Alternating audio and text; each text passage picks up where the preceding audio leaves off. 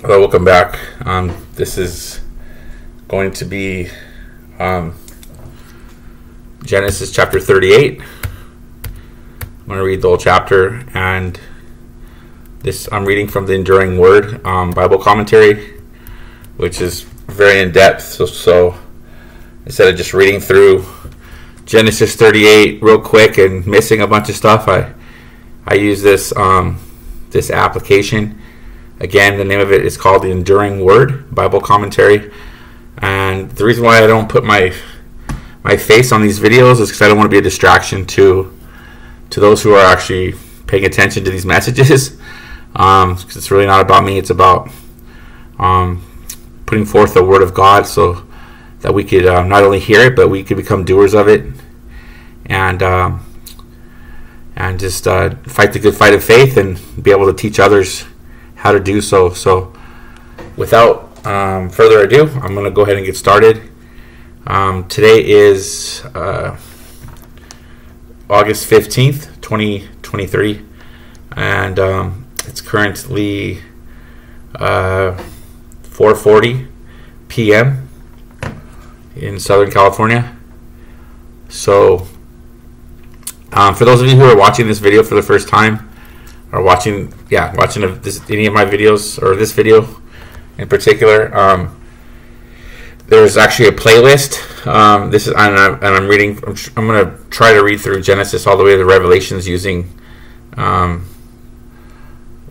Enduring Word. It actually kind of makes it a lot longer, these lessons. But like I said, there's a lot to learn, and a lot to. And then I also add to stuff too when I'm reading. If the Lord gives me something, I'll share with whatever God gives me. What else? I think that's about it. So again, today is August 15th, 4:41 p.m. Tuesday, 2023. And we're going to read Genesis chapter 38. And it's titled Tamar and the Sin of Judah. Tamar and the Sin of Judah. Let us begin. Tamar's widowhood and Judah's unfairness. Tamar's widowhood and Judah's unfairness. Verses 1 through 5, Judah and his 3 sons. It came to pass at that time that Judah departed from his brothers and visited a certain Adullamite whose name was Hira. And Judah saw there a daughter of a certain Canaanite whose name was Shua. And he married her and went into her. So she conceived and bore a son, and he called his name She conceived again and bore a son, and she called his name Onan. And she conceived yet again and bore a son, and called his name Shelah. He was at Shezib when she bore him. So those are Judah's 3 sons: Hira, Shua, and And these are the 3 sons.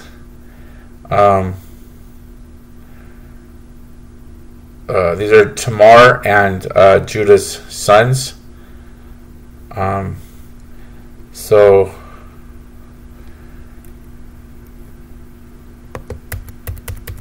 I'll keep reading. Judah departed from his brothers. Judah, the 4th-born son of Jacob, through Leah, Reuben, Simeon, and Levi were before him, and had not yet distinguished himself as someone great among his brothers. He was the one who suggested they sell Joseph into slavery. So Judah, the 4th-born son of Jacob, through Leah, had not yet distinguished himself as someone great among his brothers. He was actually the one who suggested they sell Joseph into slavery. So if you look here back, this is the last chapter that we read. Are we on Genesis 38 or 37? This is 38, right? Yeah, 38. So it was the last. It was actually the last chapter. It says here. So Judah said to his brothers, well, "Yeah, what profit is there if we kill our brother and conceal his blood?" So, so again, this is speaking about Judah, the fourth born of Jacob through Leah. So Tamar and the sin of Judah. So this was Judah.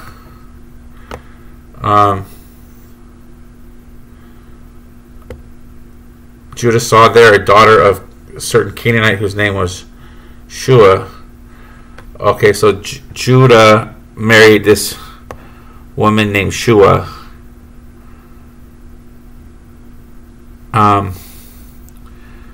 So it's Judah and Shua had. I'm sorry.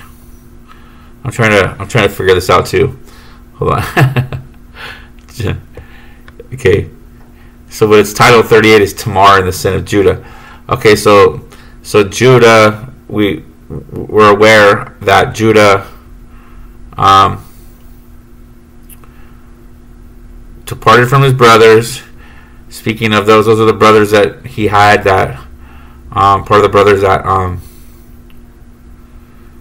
that sold Jacob into slavery, and visited a certain Adulamite whose name was Hira. So Judah departed from his brothers and visited a certain Adulamite whose name was Hira. And Judah saw there a daughter of a certain Canaanite woman. Okay, wait a minute. I'm kind of confused here. So it came to pass at that time that Judah departed from his brothers and visited a certain Adulamite whose name was Hira. So he visited this lady, and her name was Hira. And what is Adulamite? I'm going to find out what the Adulamite is. Hold on one second.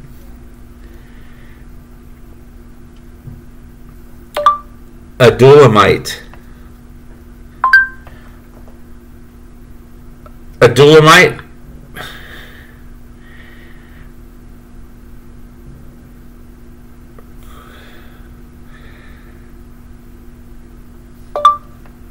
Adulamite. Definition.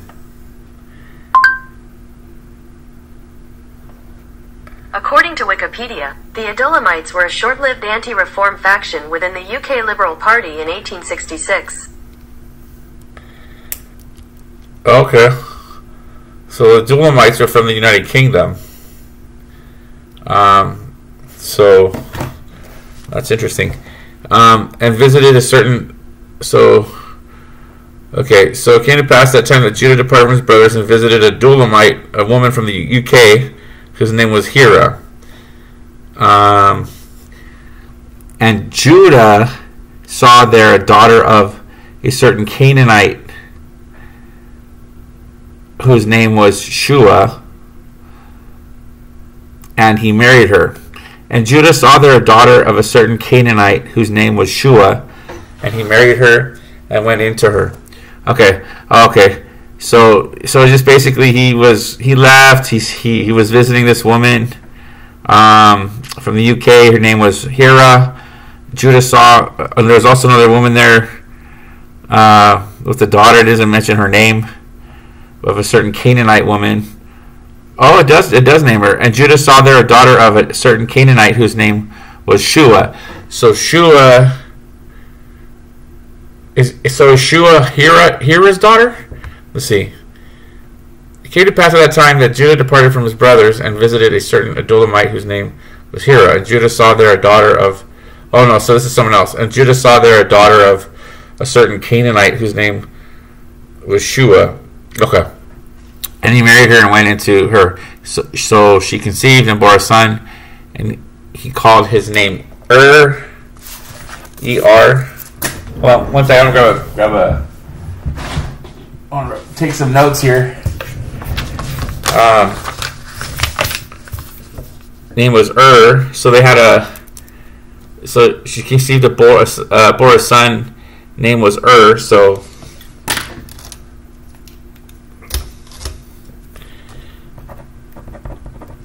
son.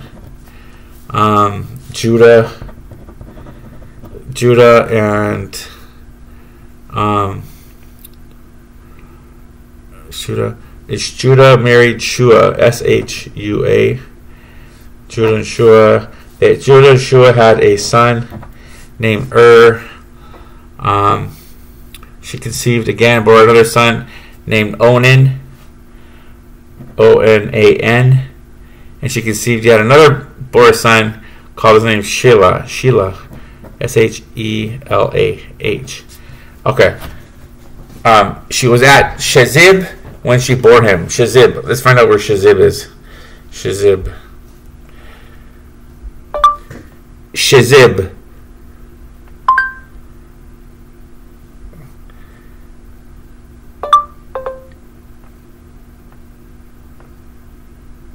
Shezib.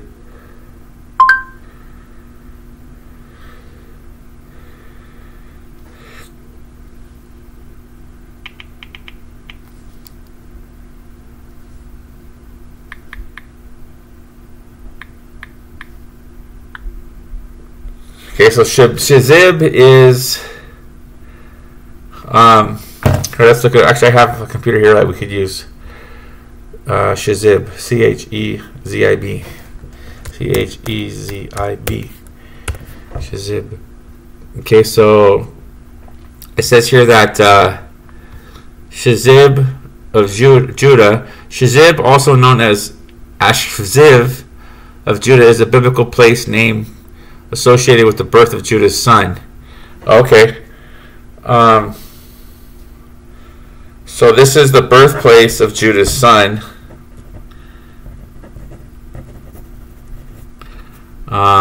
Shelah, corresponding to the Shiv of the book of Joshua, a town located in the low-lying hills of the plain of Judah, known as the Shifla.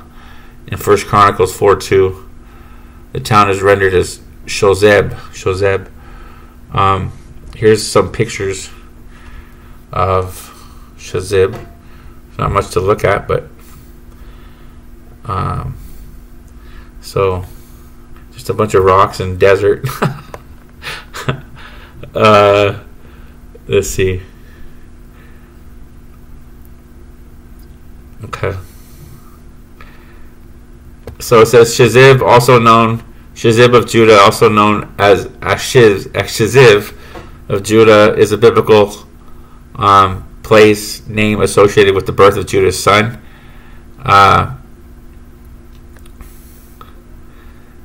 So shows here that Judah was, according to the book of Genesis, the fourth of the sixth son of Jacob and Leah, and the founder of the tribe of Judah, of the Israelites. By extension, he is indirectly the eponym of the kingdom of Judah, the land of Judea, and the word Jew. Okay. So we know that so Judah met Shua, okay, and they bore 3 sons, Onan, and Shelah, which we just found out that they were born in the birthplace of Judah as well. So okay. Alright, so now we'll keep reading. Judah departed from his brothers. Judah, the fourth born son of Jacob, through Leah. Reuben, Simon, and Leah were before him. So Judah's brother was Reuben, Simeon, and Levi. So there was 4 sons of Jacob. And he was, and Judah was one of the sons that they're talking about now. Had not yet distinguished himself as someone great among his brothers. So now he has 3 kids by this Shua lady. He was one who suggested they sell Joseph into slavery. We already read that, and we'll keep reading. And Judah saw there a daughter of a certain Canaanite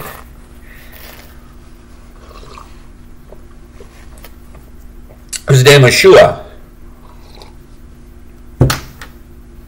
and he married her. So through an ungodly and unwise marriage to a Canaanite woman, Judah fathered 3 sons: Onan, and Shelah.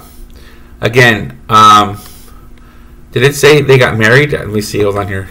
Apparently, that's what it says. Hold on. It doesn't say that up here where we just read 1 through 5, does it? Oh yeah, it does. It says he married her here. He married her.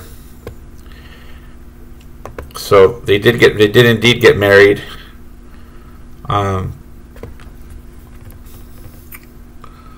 Okay. So Judah saw there a daughter of a certain Canaanite whose name was Shua, and he married her. So through an ungodly and unwise marriage to a Canaanite woman, Judah fathered 3 sons: Onan, and Shelah. Okay. So consistently, marriage with Canaanite women had been discouraged among the patriarchs.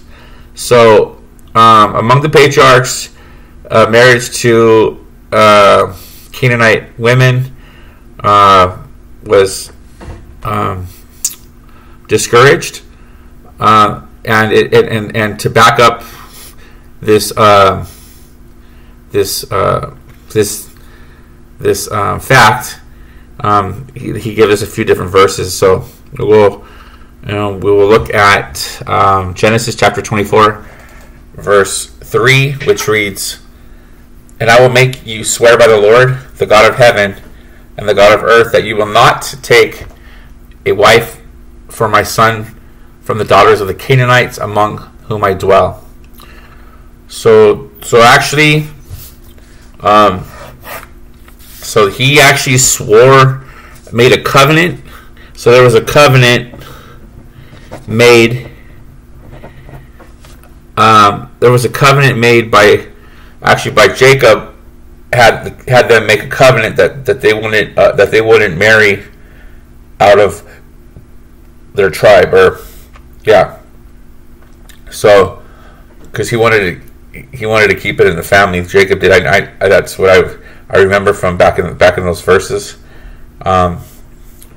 That's how they did it back then. So verse 28, verse 1 says, "Then Isaac called Jacob." This is just another verse that's referring to the statement that marriages with Canaanite women were discouraged among the patriarchs. So the next verse that refers to the statement is found in Genesis chapter 28, verse 1, which reads, "Then Isaac called Jacob and blessed him and charged him and said to him, 'Again, you shall not take a wife from the daughters of Canaan.'" So that was so he went as far as saying it again. So obviously was important to Isaac. It was important to Isaac because he mentioned it 3 times up to this point. The third time is found in Genesis chapter 28, verse 8. It says that also Esau saw the daughters of Canaan did not please his father Isaac. So the Canaanite neighbors were rapidly corrupting the family of Israel. So it says here that the Canaanite neighbors were rapidly corrupting the family of Israel. And the reason for that was because of the idolatry and stuff that they were involved in. That's why he was so adamant on making them agree to the not mixing with the Canaanite people. So okay, so the Canaanite neighbors were rapidly corrupting the family of Israel. So their future looked like a combination of corruption and assimilation. I don't know what that word assimilation is, so I'm going to look it up. Assimilation. Hold on one second. Actually, I'll look it right here. Assimilation. So assimilation is... Assimilation. Huh? Assimilation. Yeah, assimilation. The process of taking in and fully understanding information or ideas. the absorption and digestion of food or nutrients by the body or the body. Okay, so it was the process of taking in and fully understanding information or ideas. So their future looked like a combination of corruption and assimilation. So they, even though they knew, fully understood their covenant, is what this is saying. Is the word saying that they still broke covenant, and we're going to see what was the what manifested because of their them breaking their covenant with God. So God had a plan to bring them out of Canaan. So okay. So although God had a plan to bring them out of Canaan, He still allowed this to happen because God's given us free will. But He still, even though Judah still broke covenant and married Shua and had 3 kids. Well, let's just keep reading and let's see what unravels here, because this is getting interesting. So. Verse 6 through 7 says Er's marriage to Tamar and his death. Okay, so one of Judah's sons, apparently married Tamar. So we'll see. Then Judah took a wife. So they don't really tell you much about their life, except that it jumps from. That Judah had 3 kids, 3 boys, and one of them got married to a woman named Tamar. So it's saying here that then Judah took a wife for his firstborn, and her name was Tamar. But Judah's firstborn, was wicked in the sight of the Lord, and the Lord killed him. So Judah's firstborn was wicked in the sight of the Lord, and the Lord killed him. Her name was Tamar. It is not surprising that Judah chose a Canaanite wife for his son Okay, so not only does Judah, and we all know what the tribe of Judah, who comes out of the tribe of Judah. So talk about there's a scripture that says what the enemy meant for evil, God will turn around for their good, for His good. This is one of those times, because Judah, not only did Judah break covenant with Isaac and with God, that they weren't going to intermix with the Canaanites. Judah went as far as setting up his son with a Canaanite woman as well.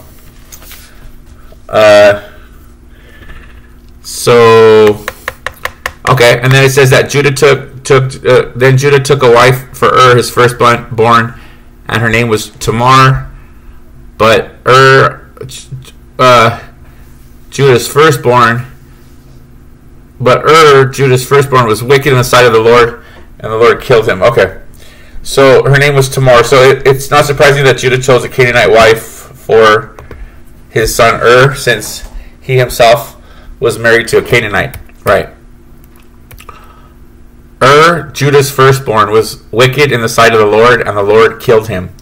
We are never told what wickedness was.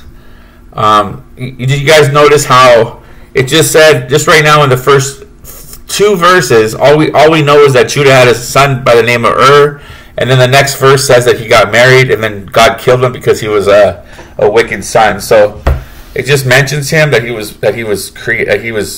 born, and then he married a Canaanite woman and then died because of his wickedness.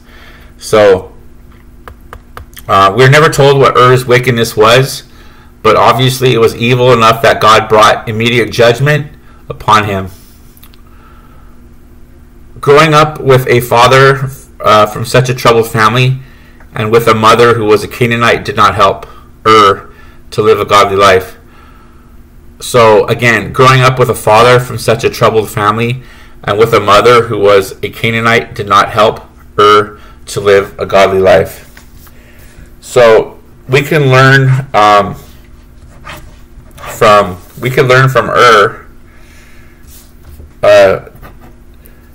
that just because you may, I don't know who I'm speaking to, but just because you may grew up in a troubled family and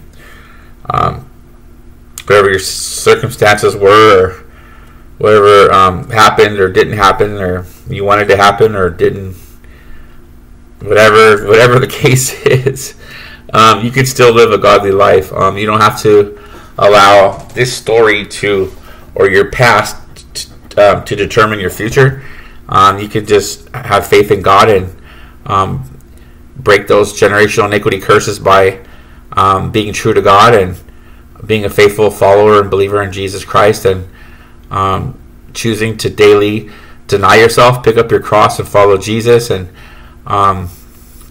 do the Father's will. So verses 8 through 10 say Onan's refusal to raise up offspring for Tamar. Onan's refusal. Okay, so now is out of the picture, right? So now they're starting to talk about Onan. Onan is the second son to Judah and Shua. So we're going to go ahead and talk about him. So, and Judah said to Onan, "Go into your brother's wife and marry her." So, geez, man, Judah was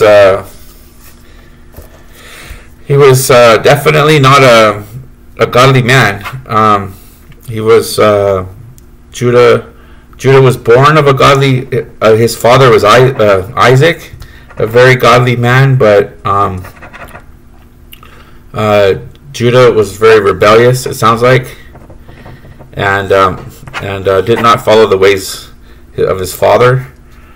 So that too can be a curse instead of a blessing. You know, God, Isaac raised his children up in the ways of the Lord, and Judah decided to, probably for the reasons of he was very resentful toward his brother Joseph, and then he even plotted his murder, which did not come to pass. The Lord saved Joseph, and he ended up in the castle with the king, and he became a mighty man of the Lord. But we have to understand that what I'm getting from this is that Judah did not follow his father's footsteps, and it's the same as Judah saying to Onan, "Go into your brother's wife." So now Judah's not. So Judah is putting on his family more curses and causing them to be wicked.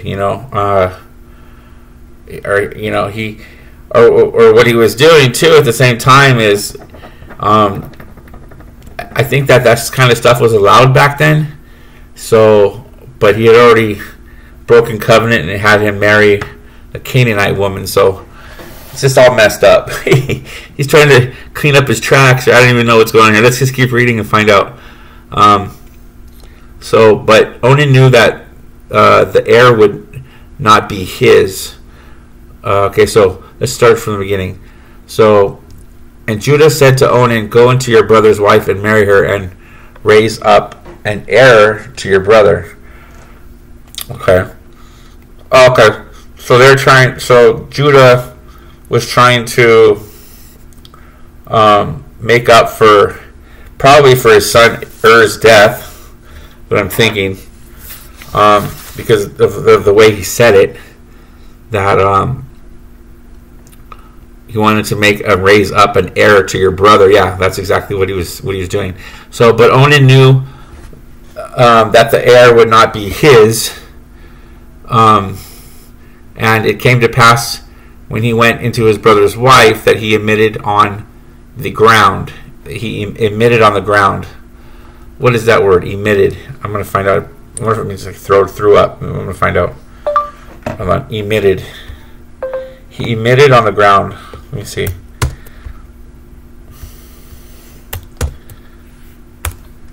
Emitted means, he produced a discharge, especially gas or radiation. Coal-fired power station continue, or maybe he emitted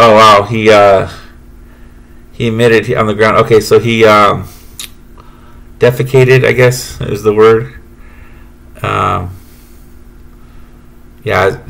Anyways, let's see that. But Onan knew that heir would not be his, and it came to pass when he went into his brother's wife that he emitted on the ground. Oh wow!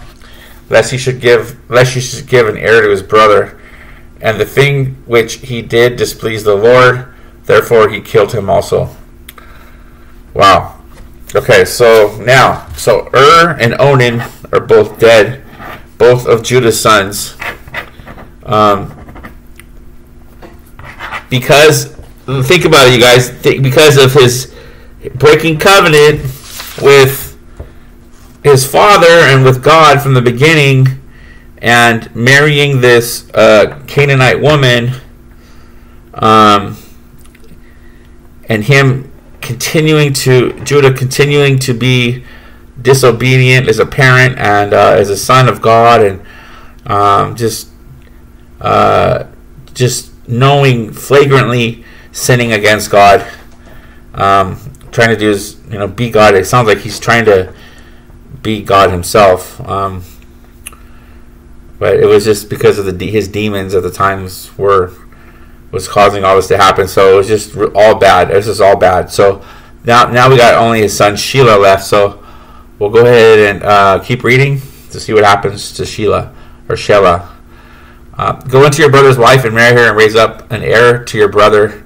Now we're going to read the commentary. This was done according to the custom of levirate marriage, later codified into law in Deuteronomy chapter 25 verses 5 through 10, which reads, if brothers dwell together and one of them dies and has no son, the widow of the dead man shall not be married to a stranger outside the family.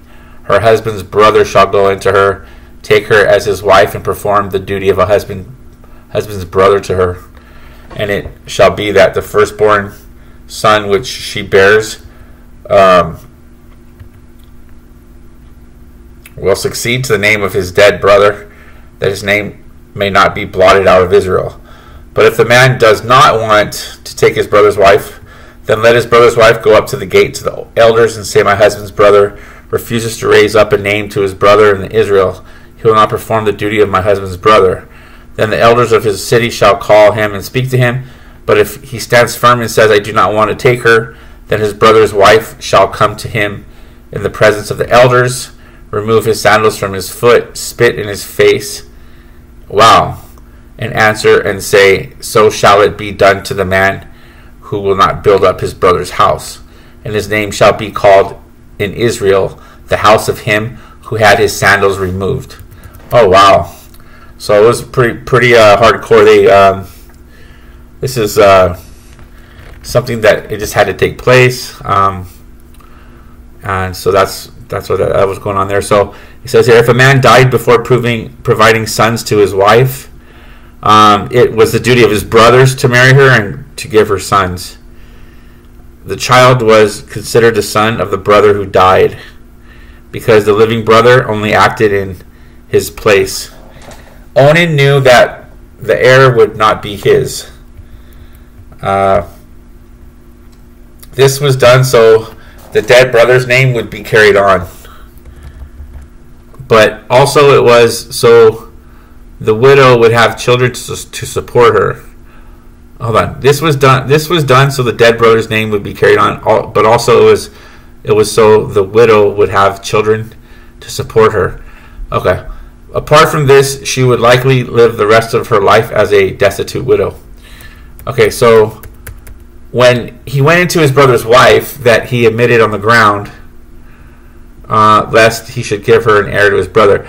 Onan refused to seriously regard the responsibility to father descendants for his dead brother. He was more than happy to use Tamar for his sexual gratification, but he did not want to give Tamar a son he would have to support, but would be considered to be the son. Let's reread that. But he did not want to give Tamar a son he would have to support, but would be considered to be the son of Okay. Onan pursued sex as only a pleasurable experience. If he really didn't want to father a child by Tamar, he should never have had sex with her at all. He refused to fulfill his obligation to his dead brother and Tamar. Okay. So that was sexual immorality, adultery. At the time, it was very disgraceful, and it still is to this day. You just don't do stuff like that. He refused to fulfill his obligation to his dead brother and Tamar. Many Christians have used this passage as a proof text against masturbation. Many Christians have used this passage as a proof text against masturbation. Indeed, masturbation has been called onanism. However, this does not seem to be the case here. Whatever Onan did, he was not masturbating. This was not a sin of masturbation, but a sin of refusing to care for his brother's widow by giving her offspring, and the sin of a selfish use of sex. Okay, hold on a second. So hold on, let's go back up here for a second, because I was the wrong word. So admitted, was it the word admitted? Produce or discharge something, especially gas or radiation. Okay, so produce and discharge. So I actually, because it says here gas or radiation or sulfur, so I said to defecate, but I think that was the wrong word. So please forgive me. And if anybody knows, by the Spirit of the Lord, I feel like, and what we just heard from from the commentary, it sounded like that's what maybe he did. Instead of, it wasn't defecating, he didn't, how could I say it in a godly way? He didn't, well, I guess we could use the word discharge inside of her. He did it on the floor. Yeah. So so Onan pursued sex as only a pleasurable experience. If he really didn't want to father a child by Tamar, he should have never had sex with her at all. He refused to fully fulfill his obligation to his dead brother and Tamar. And again, many Christians have used this passage as a proof text against masturbation. Indeed, masturbation has been called onanism. However, this does not seem to be the case here. Whatever Onan did, he was not masturbating. This was not a sin of masturbation, but a sin of refusing to care for his brother's widow by giving her offspring, and the sin of a selfish use of sex. So that's what it is then. So that's what he did. He maybe he pulled out or something like that and didn't do inside of her to get her pregnant. So that was, I guess, what happened. Judah's unfair dealing with Tamar. Then Judah said to Tamar, his daughter-in-law, "Remain a widow in your father's house till my son Shelah is grown." So now Onan's wife Tamar is left as a widow. Judah's son, is dead. Onan is dead, and now Judah and Shua have Tamar. Pretty much, that's Tamar now. Tamar's left alone. Probably, I guess, to live with Judah and Shua. We'll find out. So, yeah, that's what it says here. So, then Judah said to Tamar, his daughter-in-law, "Remain a widow in your father's house." Yeah, that's it. "Remain a widow in your father's house till my son Shelah is grown." So Judah told Tamar, his daughter-in-law, to remain a widow until Shelah is grown. Oh, okay. So, wow. So now Judah's trying to hook up Tamar with the last remaining son, Shelah. That's crazy. This guy is such a dirtbag, Judah. I can't believe you guys. This is Isaac's son, Judah. Killed his brother Onan, and now he's trying to do the same thing to Shelah with Tamar. Jeez. And Tamar went and dwelt in her father's house, so lest he also die like his brothers. Sheesh. One could understand that Judah did not want to give his last son as a husband to Tamar. One can understand that Judah did not want to give his last son as a husband to Tamar. God already judged two of her previous husbands. Judah vowed he would not give Shelah as husband. Judah vowed he would not give Shelah as husband to Tamar as custom and righteousness commanded, but he would continually delay the fulfillment of his dishonest promise. Tamar went and dwelt in her father's house.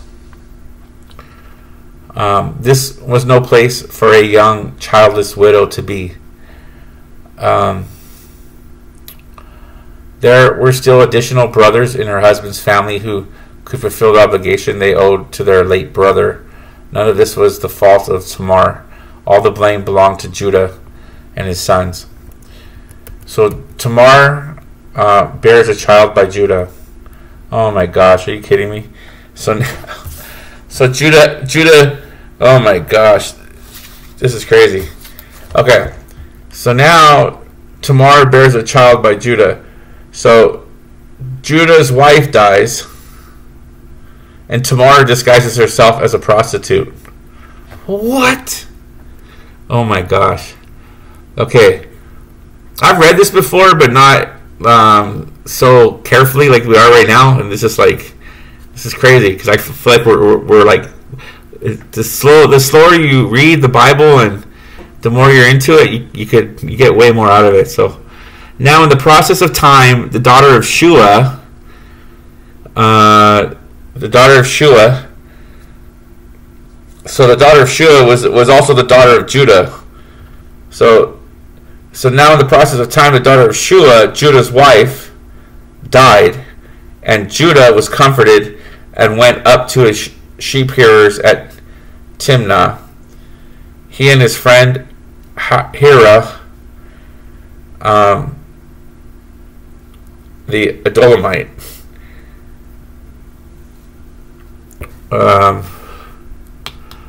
So that's the lady from the Adulamite's the one from the UK. She was the Adulamite. Remember, we saw that was like the beginning of the thing. That was the one that they mentioned at the beginning. So she took off. Okay, hold on here. Let's read this again. And it was told Tamar, saying, "Look, your father-in-law is going up to Timnah to shear his sheep." So Tamar, saying that, so she took off her widow's garment, covered herself with a veil, and wrapped herself, and sat in an open place which was on the way to Timnah, for she saw that Shelah was grown, and she was not given to him as a wife. She saw that Shelah was grown, and she was not given to him as a wife. Tamar did not want to face what would be a difficult existence in that culture, life with no husband or child. Oh yeah, I remember reading this before. But I read it. I remember this story, but all the other part I didn't, because I read through it so fast. But now I know who it's associated with, and it blows me away. So okay, so she was not given to him as a wife. Tamar didn't have the option of just finding another man to marry. She was under the headship of her father-in-law Judah, and he had to give her a husband. He determined whom and when she could marry. Covered herself with the veil and wrapped herself and sat in an open place, knowing that Judah would be away from home to Timnah. So Timnah was let's find out where Timnah is. This happened in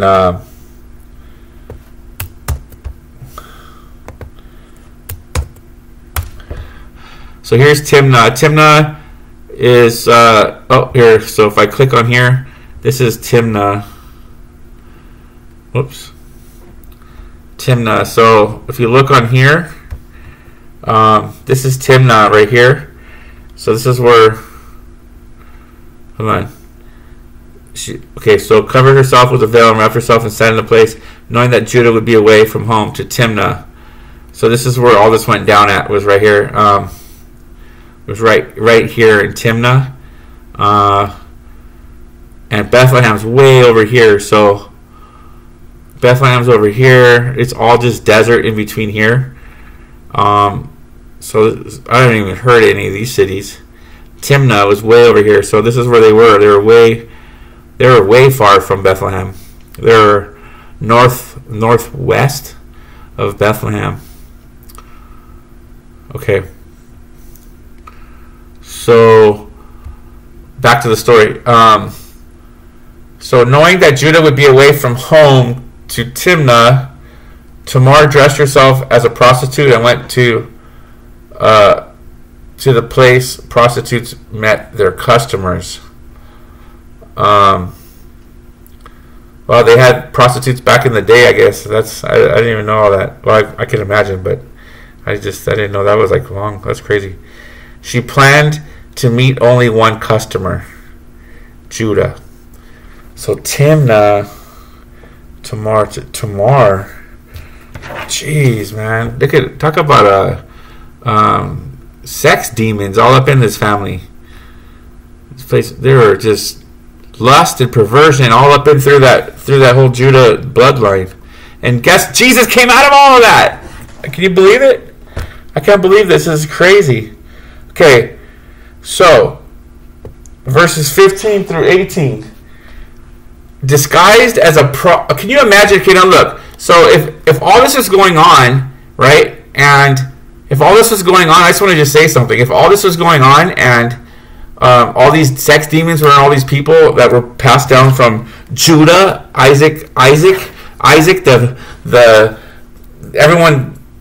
Isaac, the son of God of Isaac, Jacob, right? And Isaac and Jacob, and these sex demons were all in these guys in Isaac, and Jesus couldn't come out of that bloodline. If Jesus didn't have sex demons, Jesus didn't have problems with fornication and sexual immorality. And you know why? Because he was tested. He had to be tested as well. Jesus had to be tested. Jesus had to be tested, and he had to be filled with the Holy Spirit when he got baptized, and then he got filled with the Holy Ghost. So there's no excuse for anyone to say that they can't overcome sexual immorality. This right here is a story that says that this is possible because Jesus did it.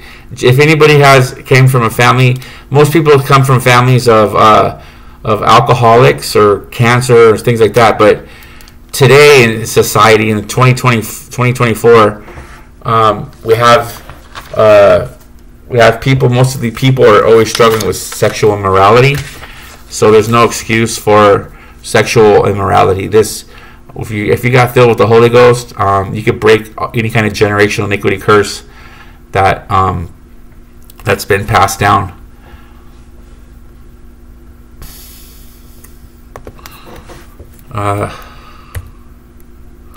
Okay.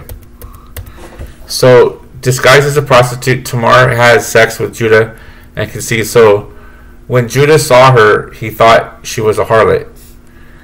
So Judah's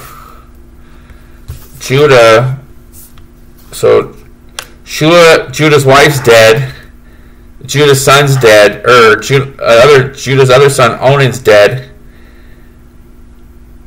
And his third son, Shelah, is dead. All sons are dead and wife are dead. So now the wife of all three sons is going to have sex with Judah. This is just ridiculous. Okay, so when Judah saw her, he thought she was a harlot because she had covered her face. Then he turned to her by the way and said, "Please let me come into you." And for he did not know that she was his daughter-in-law. So she said, "What will you give me that you may come into me?" And he said, "I will send a young goat from the flock."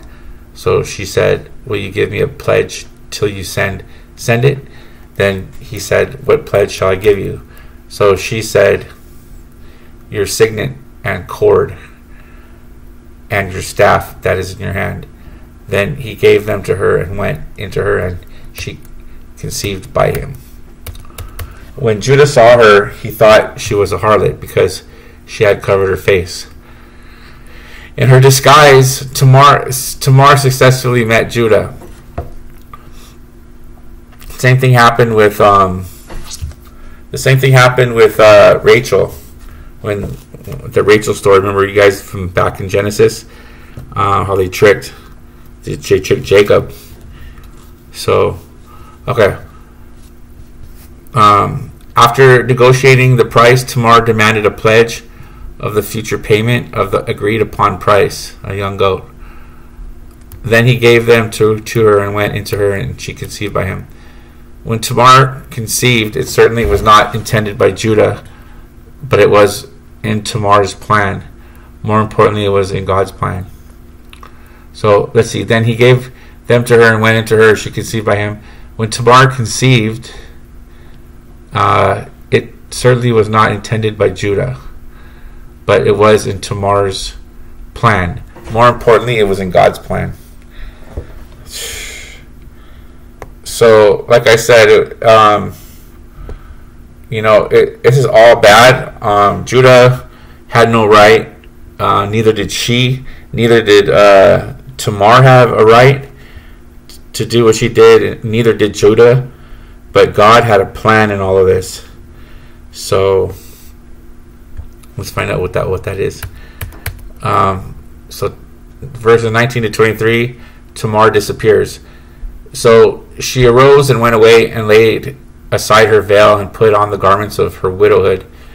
And Judah set the young goat by the hand of his friend, the Adulamite, to receive his pledge from the woman's hand, but he did not find her. Then he asked the men of that place, saying, "Where is the harlot who was openly by the roadside?" And they said, "There was no harlot in this place." So he returned to Judah and said, "I cannot find her." Also the men of the place said, "There was no harlot in this place." Then Judah said, "Let her take them for herself, lest we be ashamed. For I sent this young goat, and you have not found her." She arose and went away and laid aside her veil. After her meeting with Judah,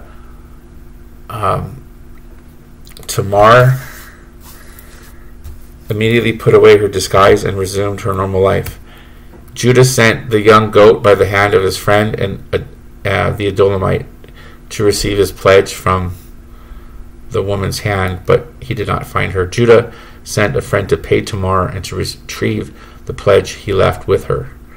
Because Tamar disappeared, he gave up the pledge, leaving it with her.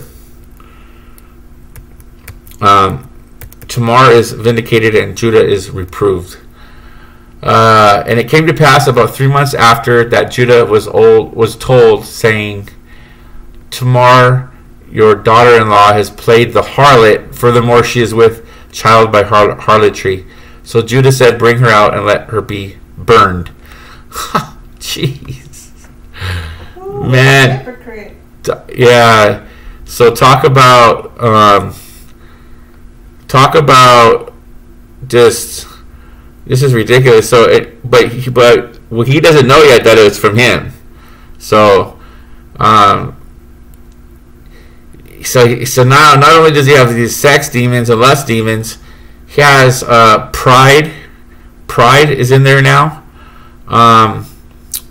Major pride, resentment toward her, rejection, anger. I mean, and then it doesn't say. It says, "Bring her out and let her be burned," with an exclamation point. So so as soon as he heard what happened, he so this is another lesson. See, real quick, he was quick to judge, quick to point the finger, quick to place judgment, and quick to criticize, be critical. It's a critical spirit as well. And this is gonna play out, and it's gonna be a bite him in the butt, in the behind, because he's gonna find out that it's his. So let's find out here. So when she was brought out, she sent to her father-in-law saying, oh yeah, I remember this now. So when she was brought out, she sent to her father-in-law saying, by the man to whom these belong, I am with child. And she said, please determine whose these are, the signet cord and staff. Remember, you guys, the signet cord and staff that he gave her as a so she was she did that on purpose to save herself in case something like this happened, it sounds like. So that's just very conniving and Jezebelic of her to do that. But anyways, let's just keep reading. So Judah acknowledged them and said, she has been more righteous than I. So wait. Please determine who's these courts. Okay, so at this point, Judah's like, so he sees the staff. He sees that. He's like, whoa, man, it was you that I had sexual intercourse with. So Judah acknowledged them and said, she has been more righteous than I, because I did not give her to Shelah, my son. Which in fact he did. He's lying. Now he's lying. So so let's see. He's got pride, lust and perversion spirits, resentment, rejection, pride. Now he's lying. This guy he's just digging a pit for himself.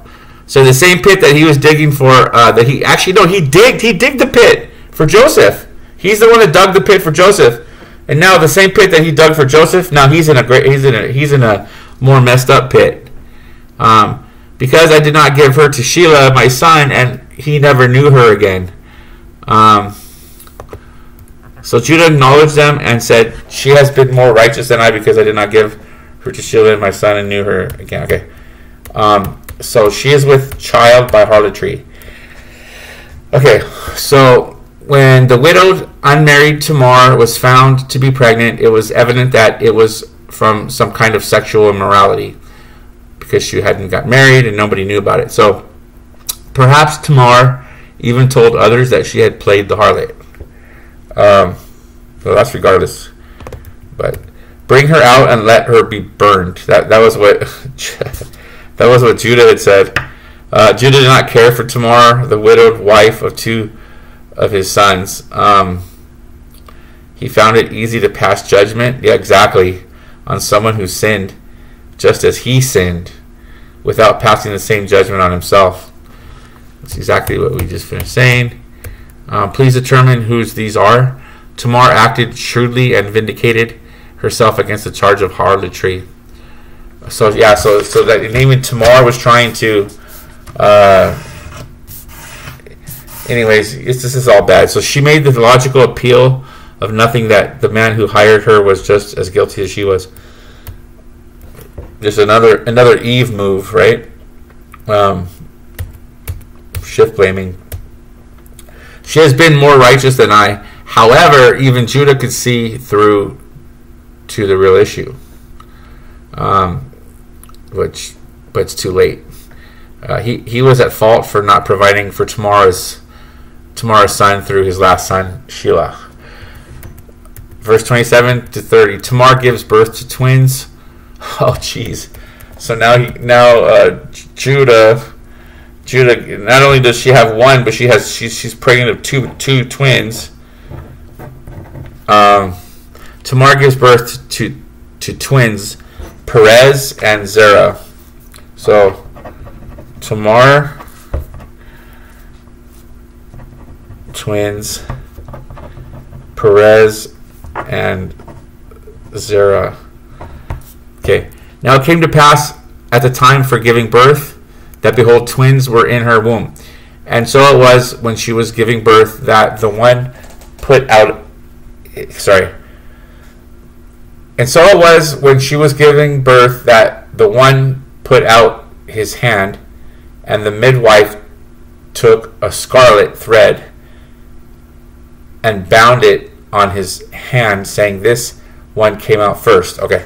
Then it happened as he drew back his hand that his brother came out unexpectedly, and she said, "How did you break through? This breach be upon you."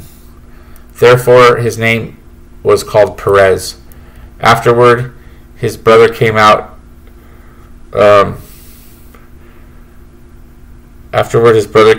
Who had the scarlet thread on his hand, and his name was called Zerah. The scarlet thread. Therefore his name was called Perez. His name was called Zerah. Matthew chapter 1 verse 3 and Luke chapter 3 verse 33 each list Perez as an ancestor of Jesus the Messiah. And it says here, Matthew chapter 1 verse 33, Judah, look at this, Jesus came from this blood lineage.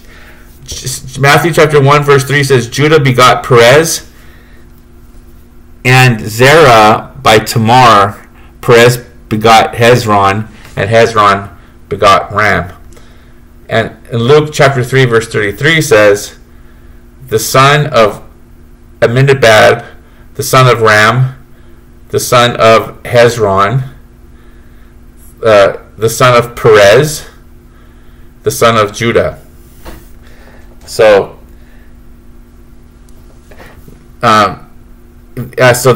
Perez is an ancestor of Jesus, the Messiah. So Perez was the ancestor. That's how far back they can find his bloodline, back to Perez, Jesus the Messiah. God took the son of this ungodly situation and put him in the family line of the Messiah. That's awesome. Despite the fact that neither Judah nor Tamar were examples of godliness. Jeez, that's crazy. Okay, this is a wonderful example of grace. God chose them despite their works. See, look, okay, you guys. Jesus didn't need deliverance, okay? He just repented of his sins and he got baptized in the Holy Ghost, okay? That's what we can do the same thing. But some of you need deliverance because you're so involved in your sin that it's just, sometimes the Bible says that it won't come out except by fasting and prayer. So